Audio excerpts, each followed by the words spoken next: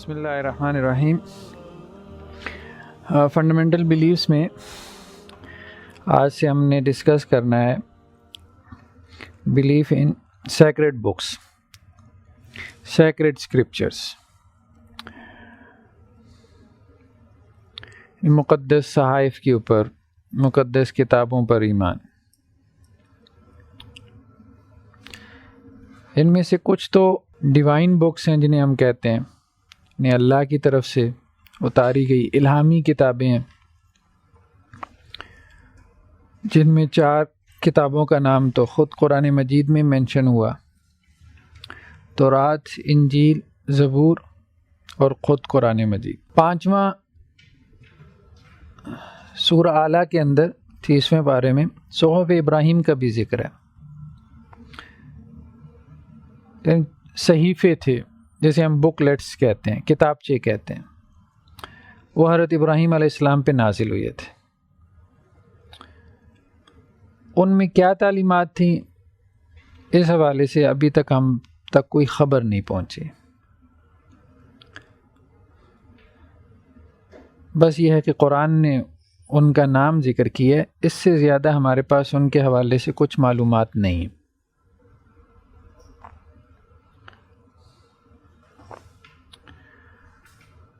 تو آسمانی کتابوں میں سب سے پہلی کتاب تورات ہے، پھر اس کے بعد زبور کا نزول ہوا، پھر اس کے بعد انجیل ہے، پھر اس کے بعد قرآن مجید آخری کتاب ہے زمانی اعتبار سے۔ کچھ مذہبی کتابیں ایسی ہیں جو بڑے بڑے مذاہب میں مقدس صحائف کے طور پہ مانی جاتی ہیں، لیکن بہرحال وہ الہامی کتابیں نہیں ہیں۔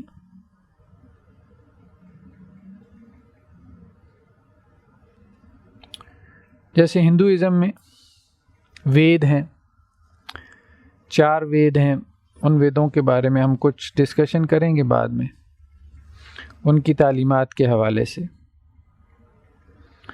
اسی طرح سکھ ازم میں، سکھ مت میں گرو گرنتھ صاحب ان کی مذہبی کتاب ہے۔ ہندوؤں کے ہاں وید مذہبی کتاب ہے یا مذہبی کتابیں ہیں۔ بیسیکلی تو وہ اشعار کا مجموعہ ہیں۔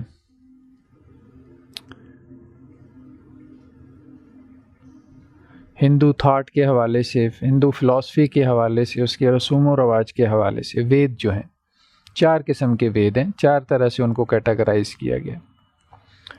بعد میں اس میں اور بھی لٹریچر کا اضافہ ہوا، جیسے بھگوت گیتا بہت معروف ہوئی گیتا کے نام سے، یہ بعد میں لکھی گئی لیکن ان کے ہاں تقریباً معروف ترین کتابوں میں سے ہے۔ وید اس سے بہت پہلے لکھے گئے تھے، مرتب ہو چکے تھے۔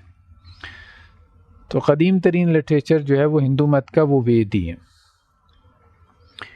پھر ہم سکھ ازم کی طرف آتے ہیں تو سکھ مت میں جو ہے وہ ہمیں گرو گرنتھ صاحب کا تصور ملتا ہے۔ ان کے ہاں جو کتاب ہے اس کو گرنتھ صاحب کہتے ہیں۔ صاحب مین جیسے اردو میں صاحب کا لفظ بولا جاتا ہے، صاحب، اصل میں تو صاحب ہے نا، ہم صاحب کہہ دیتے ہیں۔ گرو گرنتھ صاحب،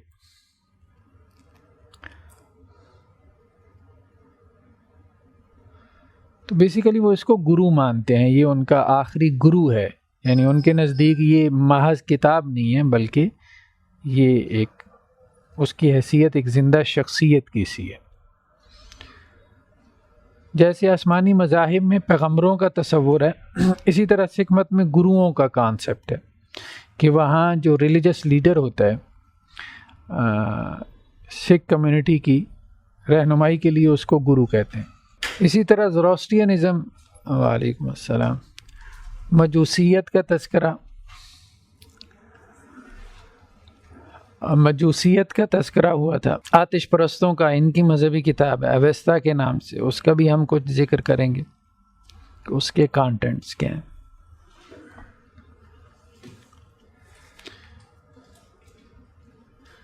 اسی طرح بودھزم کی بھی مذہبی کتابیں، ان کا بھی مذہبی لٹریچر ہے۔ کنفیوشنزم ہے یا تاؤزم ہے یا شنٹوازم ہے یا اور جو مذاہب ہیں، بہائیت ہے، سب کے ہاں جو ہے وہ مذہبی ٹیکسٹ موجود ہیں۔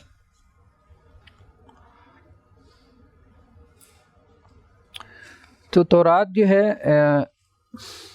اس کا لفظی معنی کیا ہے، اس کے بارے میں اختلاف ہے. کچھ لوگوں نے کہا اس کا معنی فرشتہ ہے، کچھ لوگوں نے کہا کہ اس کا معنی وحی ہے، کچھ لوگوں نے کہا اس کا معنی روشنی ہے. بہرحال مختلف معنی کی گئے. یہ بیسیکلی جو ہے وہ عبرانی زبان کا لفظ ہے. عربی زبان میں اس کا جو روٹ ورڈ ہے تورات کا، وہ روشنی کے معنی میں استعمال ہوتا ہے. تو بیسیکلی جو تورات ہمارے پاس اس وقت موجود ہے وہ 3 حصوں پر مشتمل ہے.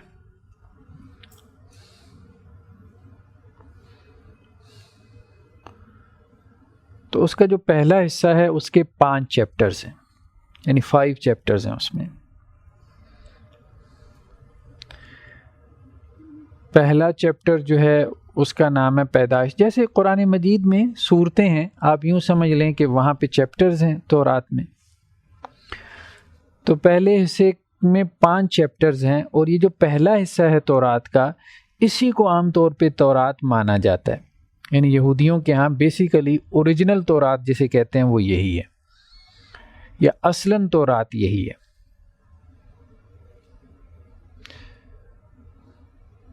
کیونکہ اس تورات کے بارے میں ان کا عقیدہ یہ ہے کہ یہ حضرت موسیٰ نے خود لکھی ہے، اپنے ہاتھوں سے لکھی ہے. یہ جو تورات کا پہلا حصہ ہے. باقی جو 2 حصے ہیں اس کے بارے میں وہ یہ کلیم نہیں کرتے کہ یہ موسیٰ علیہ السلام نے لکھے. تو بیسیکلی تورات کے لفظ کا اطلاق عام طور پہ تورات کے پہلے حصے پہ ہوتا ہے، جو کہ 5 چیپٹرز پہ مشتمل ہے. پہلا پیدائش، یعنی کریشن. اللہ تعالیٰ نے زمین اور آسمان کی تخلیق کیسے کی. جیسے قرآن کا بھی یہ ایک بڑا موضوع ہے کہ اللہ تعالیٰ نے زمین اور آسمان کو 6 دنوں میں پیدا کیا، اس طرح سے پیدا کیا. تو اسی طرح تورات کی جو ابتدا ہوتی ہے وہ زمین اور آسمان کی تخلیق سے کیسے ہوئی، اس کی کریشن کیسے ہوئی، اللہ نے زمین اور آسمانوں کو کیسے پیدا کیا. تو یہ پورا ایک ریلیجس نیریٹو ہے نا، ایک مذہبی بیانیہ ہے نا کہ انسان یہاں پہ کیسے آیا. تو جو مذہبی کتاب آسمانی ہوگی، ظاہری بات ہے وہ تو وہاں سے شروع کرے گی کہ انسان آیا کہاں سے. تو قرآن میں بھی ہم دیکھتے ہیں اس چیز کو جو ہے وہ تقریباً کوئی قصہ آدم و ابلیس 7 مرتبہ بیان ہوا. تو تورات نے بھی اس کو فوکس کیا. یعنی تورات کی تو ابتدائی اسی سے ہوئی، شروع میں ہی قصہ آدم و ابلیس آ گیا. آدم کی پیدائش، ان کو جنتوں میں رکھا گیا، پھر کیسے وہ زمین پہ اتارے گئے. اگرچہ قرآن کے ساتھ کہیں کہیں وہ مطلب اختلافات ہیں اس قصے میں، لیکن یہ ہے کہ جو بڑا حصہ ہے وہ تقریباً وہی ہے جو قرآن نے بیان کیا. تو تورات کا پہلا چیپٹر پیدائش سے متعلق ہے، کریشن سے متعلق. دوسرا جو چیپٹر ہے اس کو خروج کہتے ہیں. خروج مطلب جب یہ مصر سے نکلے ہیں نا، قرآن نے اس کو تفصیل سے بیان کیا کہ مصر سے کیسے نکلے ہیں بنی اسرائیل، ان کو حضرت موسیٰ لے کے کیسے نکلے ہیں، اور کیسے انہوں نے بحیرہ کلزم کو پار کیا، پھر صحرائے سینا جو ہے، جو سینائی ڈیزرٹ ہے، اس کو عبور کیا، پھر فلسطین پہنچے ہیں. یہ جو پورا سفر ہے، ٹھیک ہے، تو خاص طور پہ اس سفر کی جو روداد ہے اس کا تذکرہ ہے اس میں. مصر سے نکلنے کا، خروج تو خارجہ سے ہے، نکلنے سے. تیسرا جو چیپٹر ہے اس کا نام ہے احبار. احبار ہبر کی جمع ہے، اس کا مطلب ہے علماء. ہمارے ہاں علماء ہوتے ہیں، فقہا ہوتے ہیں، ان کے ہاں وہ کاہن کہلاتے تھے، جو بیت المقدس میں بیٹھتے تھے، یا ان کے ہاں جو مذہبی لیڈرز ہوتے تھے.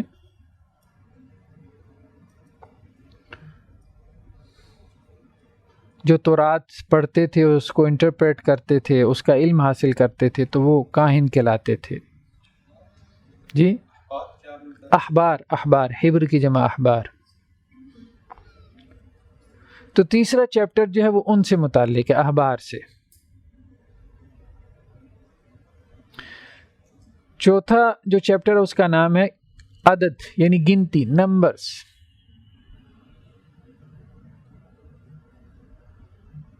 اس میں بنی اسرائیل کے خاص طور پہ، جیسے اب دیکھیں نا اینتھراپالوجی ہے، نسب نامے ہیں، مطلب بنی اسرائیل کہاں سے چلے، ٹھیک ہے، حضرت آدم سے نوح تک کا نسب نامہ ہے، حضرت نوح سے ابراہیم کا نسب نامہ ہے، پھر اس کے بعد آگے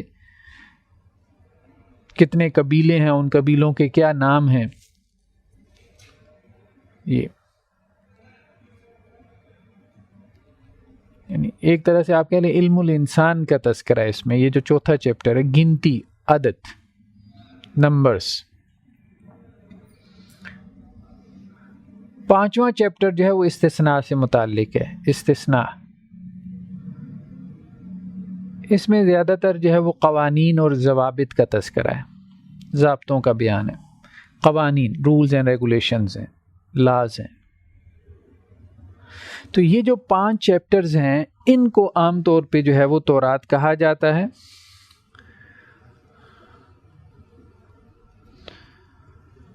اور اس کے بارے میں یہود یہ کلیم کرتے ہیں کہ یہ حضرت موسیٰ نے اپنے ہاتھ سے لکھے تھے. جو اس وقت ہمارے پاس موجود ہے نا، یہ حضرت موسیٰ کے جو ہے وہ ہاتھ سے لکھی ہوئی ہیں. بیسیکلی تورات عبرانی زبان میں لکھی گئی تھی، لیکن اس وقت تورات کا اوریجنل نسخہ ہمارے پاس محفوظ نہیں ہے. ٹھیک ہے، تو اس لیے یہ دعویٰ کرنا کہ اس وقت جو تورات موجود ہے یہ وہی نسخہ ہے جو حضرت موسیٰ علیہ السلام نے اپنے ہاتھ سے لکھا تھا، تو یہ کلیم درست نہیں ہے. اس کی وجہ یہ ہے کہ اس نسخے کے اندر یہ جو ابھی موجود ہے، جس کو یہود کہتے ہیں کہ یہ حضرت موسیٰ علیہ السلام نے اس کو کمپائل کیا، اس کو مرتب کیا، یہ اسی کا ترجمہ ہے، اسی کی ٹرانسلیشن ہے. اس میں ایک جگہ پہ جو ہے وہ حضرت موسیٰ علیہ السلام کی وفات کا تذکرہ ہے.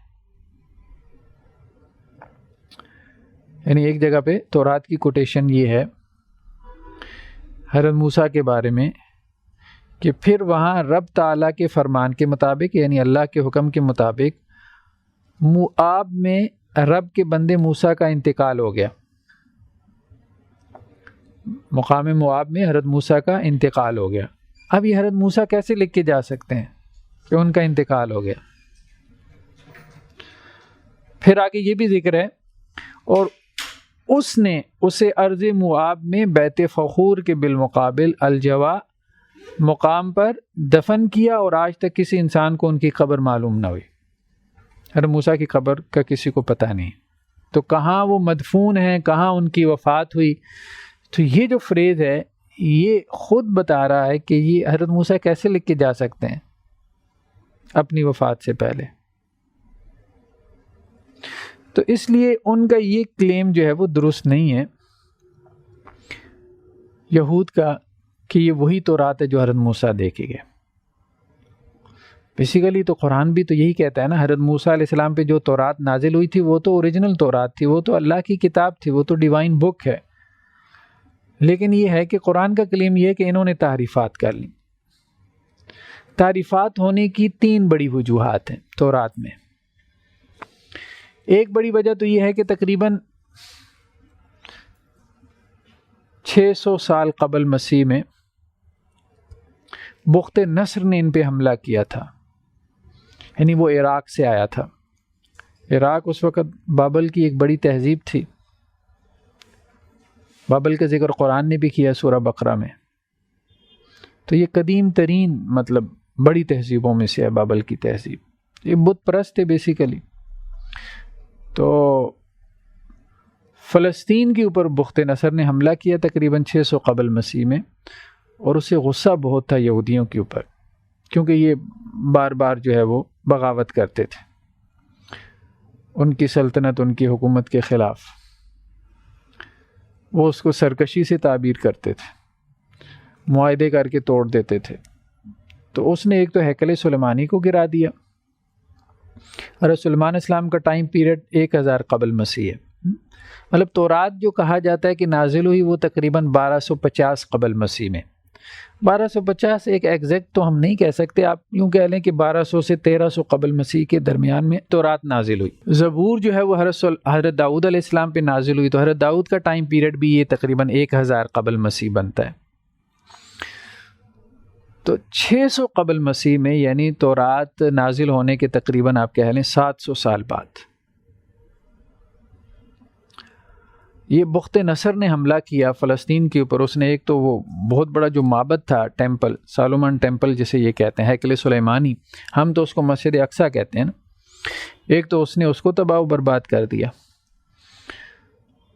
مسمار کر دیا، اور دوسرا تورات کے جو نسخے تھے وہ اس نے جلا دیے.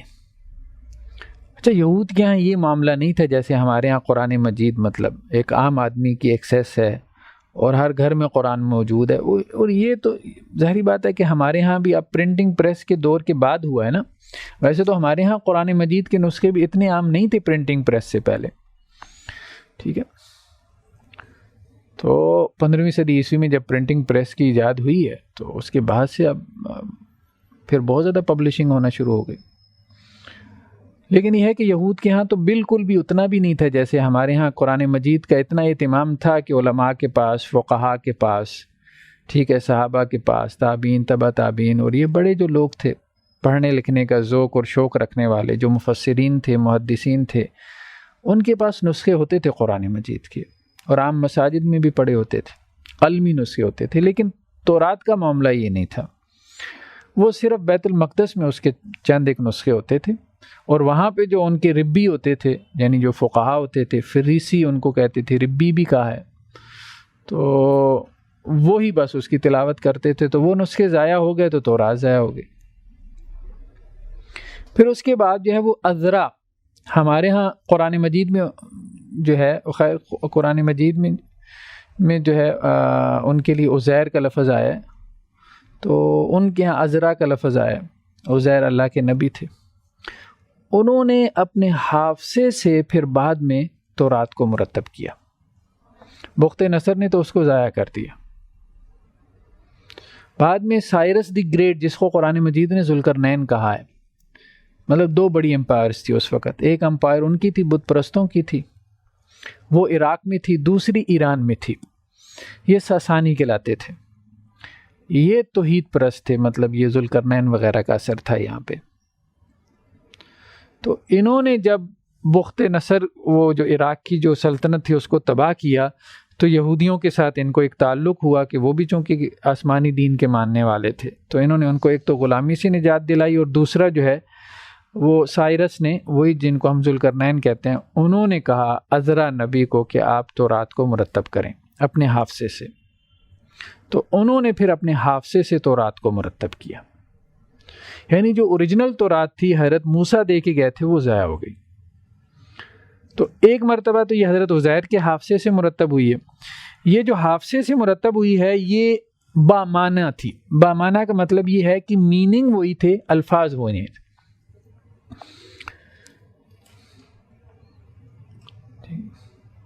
یعنی تورات کو انہوں نے اپنے الفاظ میں کمپائل کر دیا.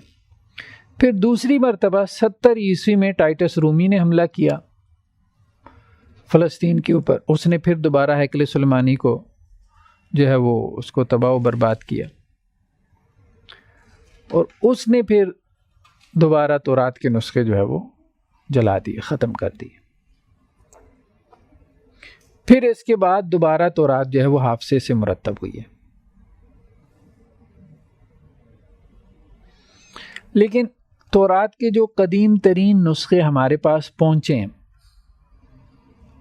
قدیم ترین، ان کو ڈیڈ سکرولز کہتے ہیں. یہ بیسیکلی ڈیڈ سی میں، جسے ہم بحیرہ مردار کہتے ہیں، جارڈن اردن کے کنارے، وہاں پہ ایک چرواہے کو ملے. وہ بکریاں چرا رہا تھا تو وہ غار میں کہیں گھس گیا، تو اس کو وہ بوریاں بھری ہوئی تھی وہاں پہ. اسے نہیں سمجھ میں آئی، بہرحال وہ ان پڑھ تھا، اسے کیا پتہ تھا. تو اس نے ایسی بات باہر نکال دی، تو وہ نکلتے نکلتے پھر خیر اس کو بعد میں اسرائیل کی حکومت نے اپنے اس میں کسٹڈی میں لے لیا. اس پہ کافی ریسرچ ورک ہوا. وہ جو نسخے ہیں وہ تقریباً کوئی 400 سے 200 قبل مسیح کے درمیان لکھے گئے، یعنی قلمی نسخے، مینوسکرپٹ. قدیم ترین نسخے جو ہیں وہ والے ہیں. ٹھیک ہے. تو قدیم ترین تورات کے جو نسخے ہیں وہ عبرانی میں محفوظ نہیں ہیں، اپنی اصل لینگویج میں نہیں. یعنی قرآن صرف واحد کتاب ہے جو جس زبان میں نازل ہوا اسی میں محفوظ ہے، یعنی عربی میں.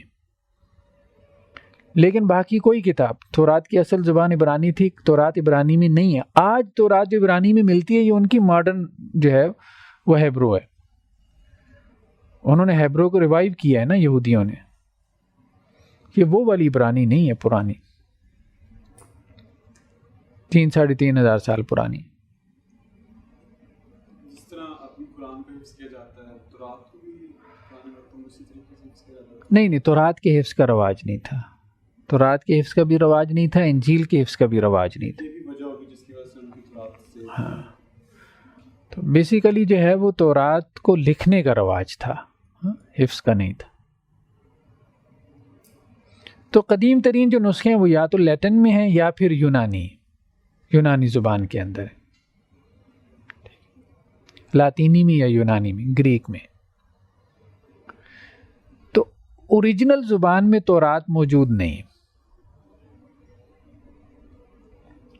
دوسرا یہ ہے کہ یہ 2 مرتبہ جو ہے وہ حافظے سے مرتب ہوئی، ایک 600 قبل مسیح میں اور ایک پہلی صدی عیسوی میں.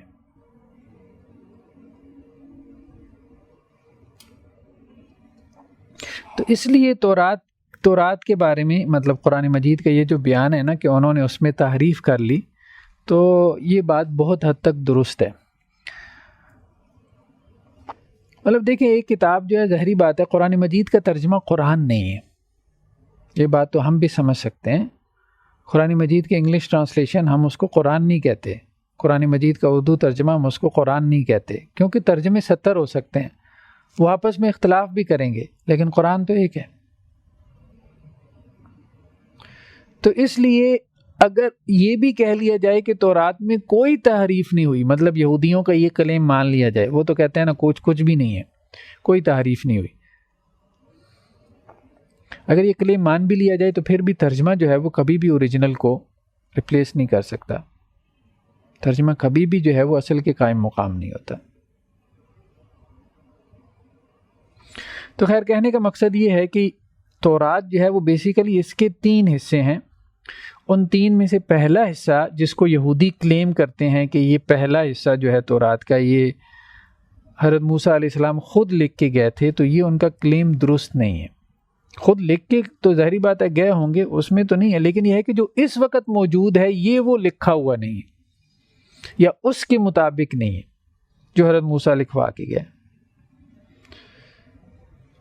کیونکہ اس میں بہت ساری چیزیں ایسی ہیں، انبیاء کی توہین کی بکثرت مثالیں مل جاتی ہیں. حضرت نوح علیہ السلام کو بت پرست ثابت کیا ہوا ہے، بتوں کی عبادت کرتے تھے. حضرت یعقوب علیہ السلام کے بارے میں لکھا ہے کہ ساری رات اللہ سے کشتی کرتے رہے، تو سحری کے وقت جو ہے وہ حضرت یعقوب نے اللہ کو نیچے لگا لیا، مطلب اللہ کو بھی ایک مجسم صورت میں پیش کیا ہوا ہے. حضرت داؤد کے بارے میں جو ہے وہ مطلب عشقیہ داستانیں بیان کی ہیں، کسی عورت کے عشق میں مبتلا ہو گئے تھے. اسی طرح لوط کے بارے میں بھی اس قسم کی واہیات چیزیں ہیں. تو وہ ساری چیزیں جو ہے نا وہ یہ ثابت کرتی ہیں کہ نہیں اس میں تحریف ہوئی ہے. باقی ہم یہی کہتے ہیں کہ یہ نہیں ہے کہ اس کا لفظ تحریف ہو گیا، یہ نہیں ہے. تو رات میں آج بھی بہت ساری چیزیں ہمیں ملتی ہیں جو ایز اٹ از قرآن نے ان کا حکم دیا، جیسے 10 کمانڈمنٹس ہیں، احکام عشرہ جنہیں کہتے ہیں. شرک نہ کرنا ہے، چوری نہ کرنا، پڑوسی کو تنگ نہ کرنا، قتل نہ کرنا، یہ چیزیں موجود ہیں. تو تورات کا جو دوسرا حصہ ہے، ایک تو یہ پہلا حصہ تھا جس کو وہ اصلاً تورات کا نام دیتے ہیں یا اسفار کہتے ہیں. اسفار صحیفوں کے معنی میں، کتابچوں کے معنی میں.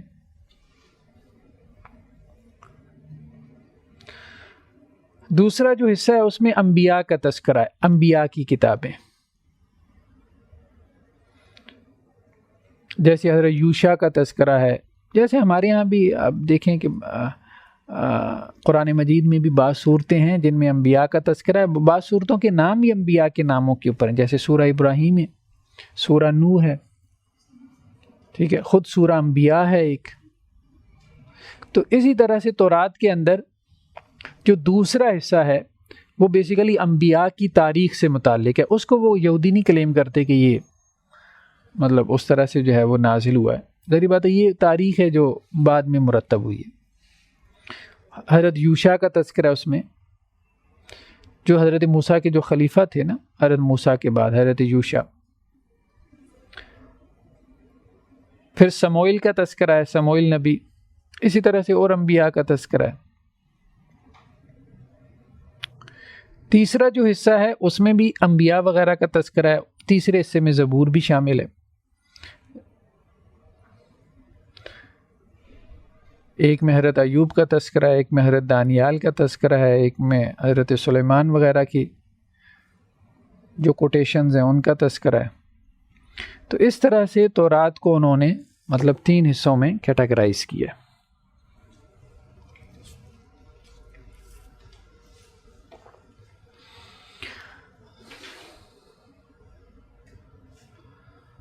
تو تورات جو ہے اس کے بارے میں مطلب یہ تقریباً کوئی 39 کے قریب اس کے چیپٹرز بن جاتے ہیں. جیسے ہماری 114 کے قریب سورتیں ہیں، تو آپ سمجھ لیں کہ ان کی تقریباً کوئی 39 چیپٹرز ہیں، سورتیں تورات میں.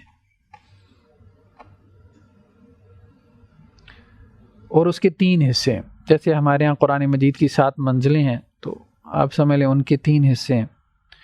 اچھا، ان کے ہاں جو فرقہ ہے صدوقی یہودیوں کا، وہ صرف پہلے حصے کو تورات مانتا ہے، باقی 2 کو تورات مانتا ہی نہیں. ان کے ایسی بھی اختلافات ہیں. اور باقی 2 حصے اچھے خاصے ضخیم ہیں.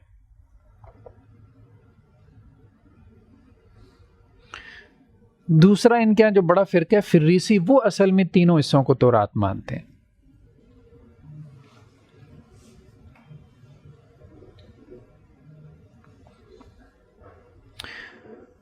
یہودیوں کے ہاں ایک اور مذہبی کتاب، کبھی آپ نے نام سنا، بہت معروف ہوئی، جیسے تالمود کہتے ہیں.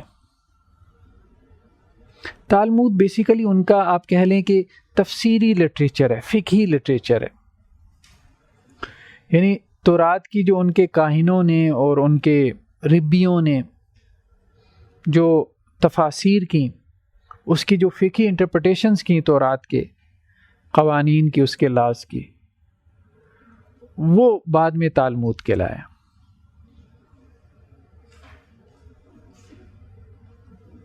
اب اس میں عجیب و غریب قسم کی باتیں ہیں.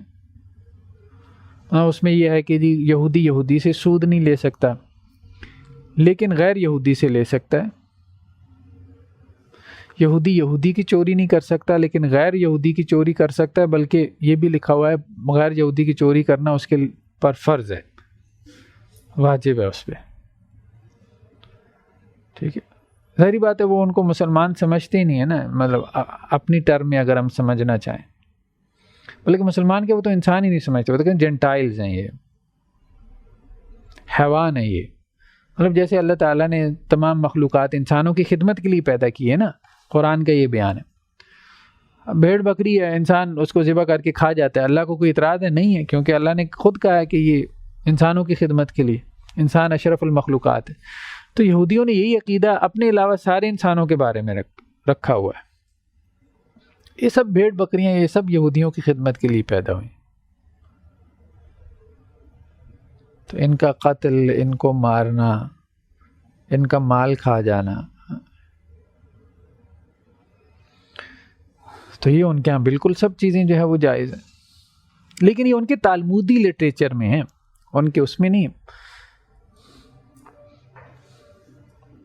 مقدس صحائف میں نہیں. تو رات کے بعد دوسری جو کتاب ہے بڑی، انجیل کا تذکرہ ہمیں ملتا ہے. انجیل بیسیکلی یونانی زبان کا لفظ ہے، بشارت کے معنی میں، خوشخبری، بشارت.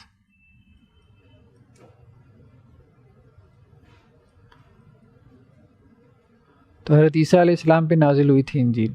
درمیان میں ایک کتاب ہے زبور. زبور بیسیکلی جو ہے وہ حمد وغیرہ ہے اور حمد کے ترانے ہیں. ٹھیک ہے، نظمیں ہیں، بیسیکلی حمد و ثنا ہے. زبور اس معنی میں کوئی مذہبی کتاب نہیں ہے جسے ہم کہتے ہیں کہ کوئی شریعہ اس کے اندر موجود ہے.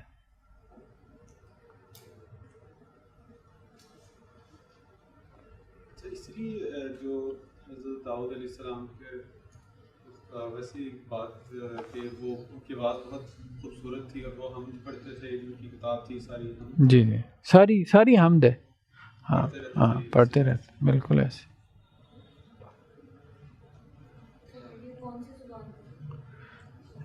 یہ بھی عبرانی زبان کے اندر تھی، اصلاً عبرانی زبان میں تھی. زبور کے ماننے والے کون تھے؟ زبور کے ماننے والے یہی یہود تھے نا، یا موسیٰ کو بھی مانتے تھے؟ اور ظاہری بات ہے. یہود کون ہے بیسیکلی؟ حضرت یعقوب کی 12 بیٹوں کی اولاد ہے نا. یہودی ایک نسلی مذہب ہے. یہودی کنورٹڈ کو یہودی نہیں مانتے، وہ کہتے ہیں یہودی وہ ہے جس کی ماں یہودن ہو. جو مسلمان سے یہودی ہو گیا، جو ہندو سے یہودی ہو گیا، جو کرسچن سے یہودی، اس کو تو وہ یہودی مانتے ہی نہیں ہے. یہ نسلی مذہب ہے. اس لیے آپ دیکھتے ہیں کہ ان کی تعداد کیا ہے، کچھ بھی نہیں ہے، 0.2% ہے، 1% بھی نہیں ہے ورلڈ پاپولیشن کا. جو اصلی یہودی ہے 0.2%. تو وہ بالکل بھی تبلیغی مذہب نہیں ہے. عیسائیت تبلیغی مذہب تھا، وہ پھر جنگل کی آگ کی طرف پھیلا ہے. وہ تو سارے اپنے آپ کو سید زادے سمجھتے ہیں، سید کو تبلیغ سے تھوڑا بنتا ہے. کہتے ہیں نا ہم انبیاء کی اولاد ہیں، نحن ابناء اللہ و احباء، اللہ کے چہیتے ہیں، بیٹے ہیں. تو ظاہری بات ہے یعقوب کی اولاد تو ہیں.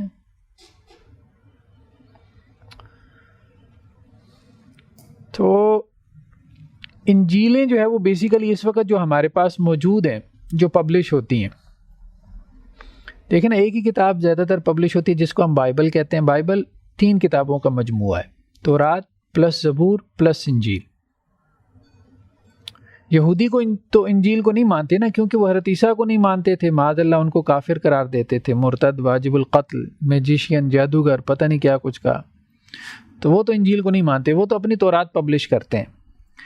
لیکن جو عیسائی ہیں، اب ظاہری بات ہے کہ ان کے ہاں شریعت کون سی ہے؟ وہی جو حضرت موسیٰ کی تھی، موسوی شریعت.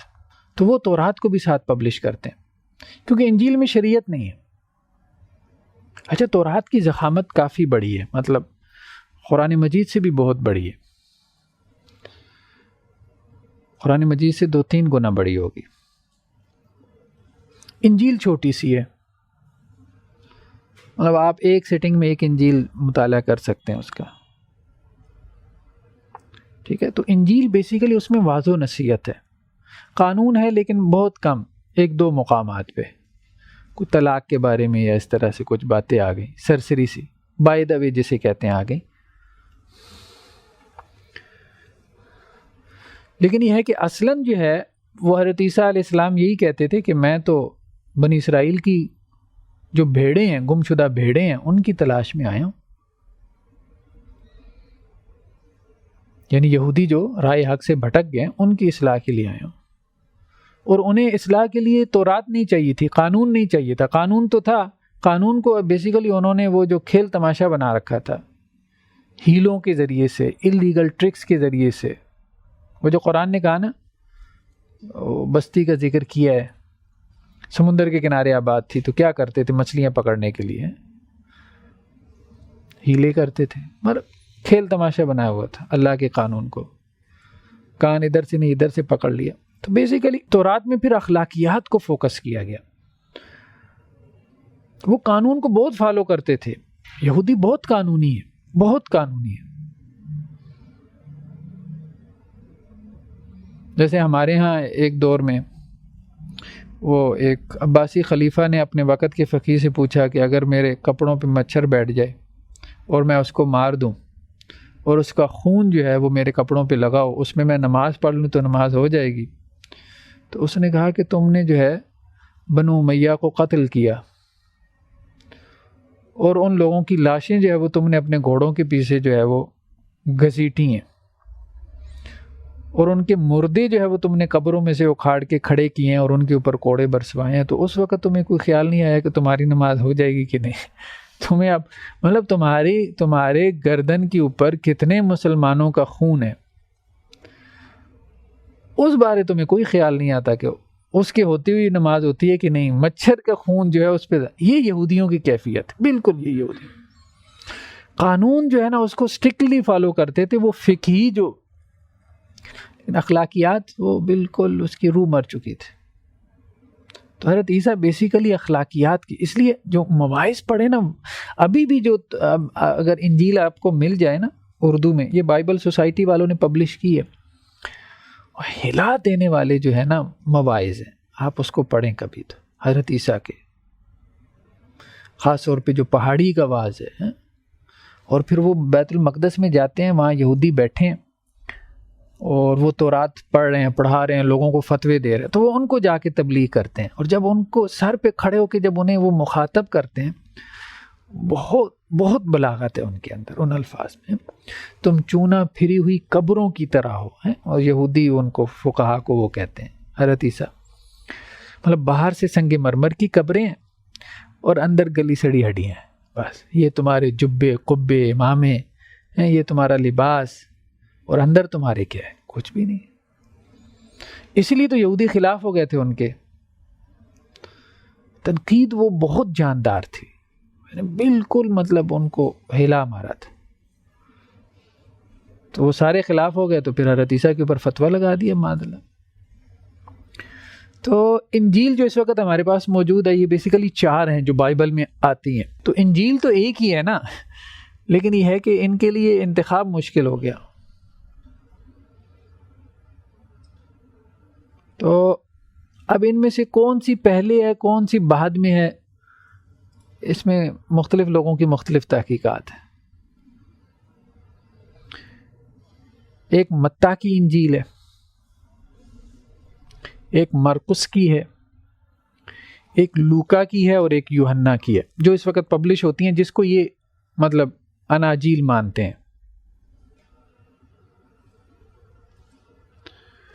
یعنی عیسائی جن 4 کو انجیل مانتے ہیں. لیکن یہ 4 ایک ہی چیز کو نہیں بیان کر رہی، ان میں اختلاف بھی ہے. تو 3 اناجیل کے بیان میں کافی زیادہ سملیرٹی ہے. 3 جو اناجیل ہے، مرقس، متی اور لوکا. لیکن جو آخری ہے یوحنا کی انجیل، اس میں کافی اختلاف ہے. یعنی 3 انجیلوں سے کافی اختلاف اس میں موجود ہے. اس لیے یوحنا کی انجیل کو بعض عیسائی نہیں مانتے، بلکہ وہ کہتے ہیں یہ یوحنا اصل میں ہمارے بزرگ سینٹ، جیسے ہمارے یہاں صوفی ٹائپ لوگ ہوتے ہیں، بس ایسے تھے، یہ حواریین میں سے نہیں تھے. تو بیسیکلی جو ہے یہ تقریباً کوئی 3 صدی عیسوی میں جا کے ان 4 اناجیل کو انجیل کا مرتبہ حاصل ہوا، کہ ان 4 مطلب اس وقت سینکڑوں اناجیل تھی جو کہ روایت ہو رہی تھی، نقل ہو رہی تھی. پھر جو مطلب ان کے بڑے پادری تھے وہ بیٹھے اور انہوں نے ایک متفقہ مجلس اور کونسل کے ذریعے سے 4 اناجیل کو جو ہے وہ عیسائیت کے لیے مطلب ایک طرح سے اپروو کر دیا. تو یہ کام جو ہے وہ 216 میں ہوا، مطلب 3 صدی عیسوی کے شروع میں. تو سب سے پہلے جو ہے وہ متی کی انجیل ہے. متی جو ہے وہ حضرت عیسیٰ کے حواریوں میں سے تھے، شاگردوں میں سے. حضرت عیسیٰ کے حواریوں کا تذکرہ قرآن میں بھی آیا، اس قال حواریون نحن انصار اللہ، ہم اللہ کے جو ہے وہ دین کی مدد کرنے والے ہیں. تو یہ انجیل جو ہے اس کی مطلب کب کمپائل ہوئی ہے؟ ظاہری بات ہے حضرت عیسیٰ کے بعد ہی کمپائل ہوئی، ان کے حواری نے کی ہے. جو اس نے باتیں حضرت عیسیٰ سے سنی تھیں اس نے ان کو کمپائل کر دیا. بیسیکلی کرسچنز بھی یہ دعویٰ نہیں کرتے کہ یہ حضرت عیسیٰ مرتب کر کے گئے، ٹھیک ہے. تو متی کی انجیل متی نے مرتب کی ہے. کب کی ہے؟ کچھ نے کہا 39 میں کی ہے، کچھ نے کہا 41 میں کی ہے، مطلب حضرت عیسیٰ سے تقریباً 40 سال بعد.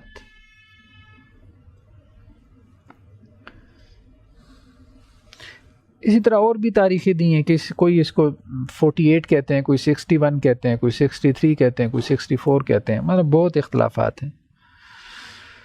تو بیسیکلی جو انجیل کی زبان تھی وہ سریانی تھی، لیکن انجیل بھی اپنی اوریجنل لینگویج میں محفوظ نہیں ہے، سریانی میں نہیں ہے.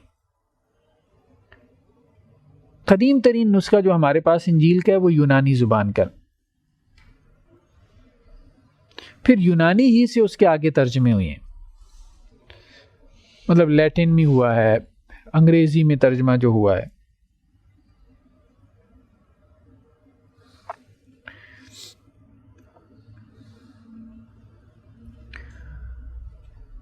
دوسرے جو ہیں وہ مرقس کی انجیل ہے۔ مرقس براہ راست جو ہے وہ حضرت عیسیٰ کے حواری نہیں ہے، شاگرد نہیں ہے، بلکہ حضرت عیسیٰ کے ایک شاگرد تھے پطرس، تو پطرس کا شاگرد ہے یہ مرقس، ہاں تابعی جسے ہم کہتے ہیں۔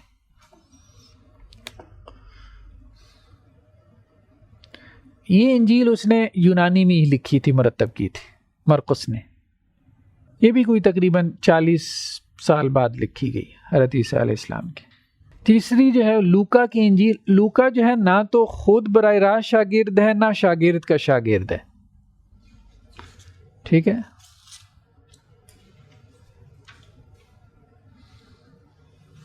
یہ بیسیکلی جو ہے وہ پولس ایک یہودی تھا، اس کا شاگرد تھا۔ پولس ایک یہودی، مطلب ان میں سے تھا، بڑے ان کے معروف اس میں سے علماء میں سے، اس کا شاگرد تھا۔ تو اس نے کہا کہ اور لوگ بھی حضرت عیسیٰ کے احوال مرتب کر رہے ہیں تو میں بھی مرتب کرتا ہوں۔ مطلب رائٹر تھا نا، پڑھا لکھا تھا، تو جیسے ہمارے ہاں لوگ بایوگرافیز لکھتے ہیں بڑے لوگوں کی، جب وہ فوت ہو جاتے ہیں، دنیا سے چلے جاتے ہیں، لوگ کہتے ہیں یار اس نے کنٹریبیوٹ کیا، میں بھی اس کے بارے میں لکھتا ہوں اور کچھ ایسے پہلو لکھوں گا جو دوسروں نے نظر انداز کیے۔ تو یہ بیسیکلی اس کا محرک تھا، بلکہ اس کی انجیل کی ابتدائی یہاں سے ہوتی ہے، جب بہت سے لوگوں نے ہمارے ہاں یقینی امور کے بارے میں قصہ کی تالیف شروع کی، یعنی بہت سے لوگوں نے حضرت عیسیٰ کے قصے کو بیان کرنا، ظاہری بات ہے جو یہودیوں نے ان کے ساتھ کیا تھا وہ پھر ایک دم سے پھیلا ہے نا جنگل کی آگ کی طرح، مطلب ان کو حضرت عیسیٰ کو معاذ اللہ قتل کرنے کی سازش کی تھی، وہ تو اللہ نے آسمانوں پہ اٹھا لیا۔ وہ جب قصہ پھیلا ہے تو سب لوگوں نے اپنے طور پہ اس کو مرتب کرنے کی کوشش کی، اس قصے کو کہ کیا ہوا تھا۔ جب تک ایک انسان موجود ہوتا ہے نا تو اس وقت تک تو ظاہری بات ہے کہ اس کی طرف اتنی توجہ نہیں جاتی، لیکن جب وہ دنیا سے چلے گئے تو ایک دم سے ایک عام انسان بھی دنیا سے چلا جائے تو آپ دیکھتے ہیں کہ کس طرح سے وہ خبروں کا وہ موضوع بن جاتا ہے۔ اگر وہ ایک بالکل ایسے طریقے سے دنیا سے جائے جو معروف طریقہ نہیں ہے، تو اس لیے پھر بہت سارے لوگوں نے اس کے اوپر لکھا۔ یہ کب لکھی گئی؟ یہ بھی تقریباً کو 50-60 سال بعد لکھی گئی۔ تو اس نے اپنی انجیل کے شروع میں یہی کلیم کیا کہ میں نے ہر چیز کا شروع سے باریک بینی کے ساتھ جائزہ لیا۔ اس نے کہا کہ اور بھی لوگ لکھ رہے ہیں لیکن بہرحال میں نے زیادہ تحقیق کر کے اس قصے کو لکھا ہے، کہ بیسیکلی وہ قصے سے مراد کیا ہے کہ حضرت عیسیٰ کیسے آئے اور کیسے انہوں نے واعظ و نصیحت کی، کیسے ان کی مخالفت ہوئی، ٹھیک ہے۔ اس میں ان کی واعظ و نصیحت بھی آ جاتی ہے جو یہود کو کی گئی، ان کی وہ مخالفت جو یہودیوں نے کی اور کس طرح سے وہ پھر دنیا سے اٹھا لیے گئے۔ چوتھی جو ہے وہ یوحنا کی انجیل ہے۔ یوحنا جو ہے یہ ویسے حضرت عیسیٰ کے حواری تھے، ایک حواری کا نام یوحنا تھا، لیکن یہ جو یوحنا ہے اس انجیل کا جو رائٹر ہے وہ حضرت عیسیٰ کا حواری نہیں ہے، اسی لیے عیسائیوں کی ایک بڑی جماعت جو ہے وہ اس کو انجیل شمار نہیں کرتی، ایک تو اس وجہ سے، اور دوسرا اس وجہ سے کہ پہلی جو 3 انجیلیں ہیں ان کی مشابہت بہت زیادہ ہے، یعنی وہاں آپ کو لگتا ہے کہ مانوی طور پہ بات ایک ہو رہی ہے اگرچہ الفاظ کا فرق ہے یا کہیں کہیں تھوڑی بہت اضافی بھی ہیں، کمی بیشی ہے، لیکن یہ تو کافی ڈیفرنٹ ہے ان 3 سے۔ اس لیے بھی ایک بڑی تعداد عیسائیوں کی جو ہے وہ اس کو انجیل نہیں مانتی، یوحنا کی انجیل۔ اور یہ وہ بیسیکلی انجیل ہے کہ جس نے حضرت عیسیٰ کی الوہیت کا، یعنی خدا کے بیٹا ہونے کا جو عقیدہ ہے وہ شد و مد سے پیش کیا، بلکہ اس کا آغاز ہی اسی سے ہوتا ہے، باقی 3 کا نہیں ہے۔ تو یہ تقریباً کوئی 80-90 سال بعد لکھی گئی حضرت عیسیٰ علیہ السلام کی۔ اب اناجیل کے بیانات میں کیا اختلافات ہیں؟ ہاں اختلافات ہیں، کہیں کہیں اختلافات ہیں اناجیل کے بیانات میں۔ جیسے متی کی جو انجیل ہے اس میں حضرت عیسیٰ علیہ السلام کا جو نسب نامہ ہے وہ یوں بیان ہوا: مسیح بن داؤد بن ابراہیم،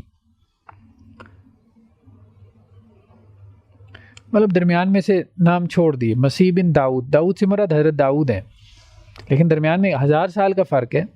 پھر حضرت داؤد سے حضرت ابراہیم تک درمیان میں 1000 سال کا فرق ہے. پورا نسب نامہ نہیں ہے لیکن بہرحال مسیح بن داؤد بن ابراہیم. لیکن جو مرقس کی انجیل ہے اس میں یوں اس کی ابتدا ہوتی ہے مسیح ابن اللہ. ٹھیک ہے, یعنی ان کو اللہ کے بیٹے کے طور پہ پیش کیا. اور جو یوحنا کی انجیل ہے اس کی ابتدا یوں ہوتی ہے شروع میں وہ کلمہ تھا اور کلمہ اللہ کے ہاں تھا, اور وہی جو ان کی فلسفی ہے وہ کلام تھا اور کلام جو ہے وہ. تو اسی طرح سے نسب ناموں میں بھی بہت اختلافات ہیں ان کے ہاں. کچھ اور جو معلومات ہیں ان میں بھی اختلافات ہیں. خود اناجیل کے بیانات میں خاص طور پہ یوحنا کا جو بیان ہے اس پورے واقعے کے حوالے سے اس میں کافی 3 اناجیل سے اختلافات ہیں. تو قرآن کا تو کلیم یہی ہے کہ اللہ کی طرف سے نازل ہوئی تھی, لیکن یہ ہے کہ انہوں نے اس میں تعریف کر لی. ٹھیک, تو وہ تعریفات نظر آتی ہیں, لیکن یہ ہے کہ اگر ہم پڑھیں تو اس میں بہت حکمت کی باتیں آج بھی نظر آتی ہیں. اس سے محسوس ہوتا ہے کہ وہ ساری کی ساری تعریف شدہ نہیں. یعنی بعض چیزیں جو آپ کو احادیث میں نظر آتی ہیں وہی امثال آپ کو آج کی انجیل میں نظر آتی ہیں. عجیب بات یہ ہے قرآن عدد حدیث میں جو ہے. چلیں جی, تو یہ تو آج ہم نے ڈسکس کیا ہے مذہبی کتابوں میں سے تورات کو, کچھ زبور کو اور انجیل کو. تو اس کے علاوہ جو چند ایک اب مذہبی کتابیں رہ گئی ہیں جو زیادہ معروف ہیں, جیسے ہندوؤں کے ہاں, سکھوں کے ہاں, پھر بدھ مت میں جو مذہبی کتاب معروف ہے, تو کچھ اور چائنیز کے ہاں, جاپانیز کے ہاں جو مذہبی کتابیں ہیں, مذہبی لٹریچر ہے, تو اس کا ہم انشاءاللہ سے پھر نیکسٹ لیکچر میں کچھ تذکرہ کریں گے. چلیں جی, صدق اللہ علیہ وسلم.